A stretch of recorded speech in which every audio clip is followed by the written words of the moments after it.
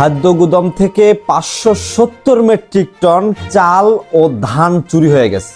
খাদ্য গুদাম থেকে চিন্তা করেন, একটু চিন্তা করার বিষয়, যেখানে এত এত সিকিউরিটি, যেখানে দেশের সম্পদ থাকতেছে, সেখানে 570।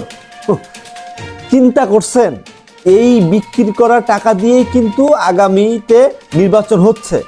নির্বাচন অনেক জায়গাতে, মানে যেখানে এগুলো চুরি হয়েছে সেখানের রাজনৈতিক বা নির্বাচন এই টাকাতে হচ্ছে, এই টাকাতেই রাজনৈতিক নেতাদের পকেট ভরতেছে। এটা আপনি আমি যারা একটু বুঝি তারা সত্যি মানে মানতে হবে, যারা চুরি করতেছে, তারা যদি এই ভিডিও দেখে তারাও স্বীকার করবে, মনে মনে সামনে এসে স্বীকার করবে না।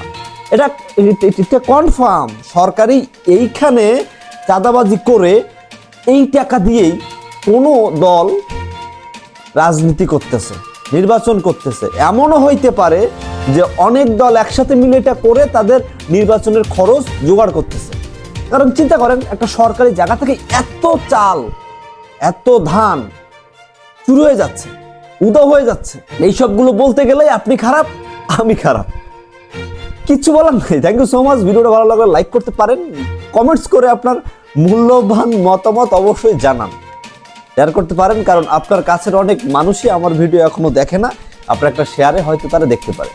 আর যদি ভিডিওটা ভালো লাগে, আমার সাথে থাকতে চান, অবশ্যই ফলো করতে পারেন। ভিডিওটা যদি ইউটিউব থেকে দেখে থাকেন, সাবস্ক্রাইব মার্স। Till then take care, bye by.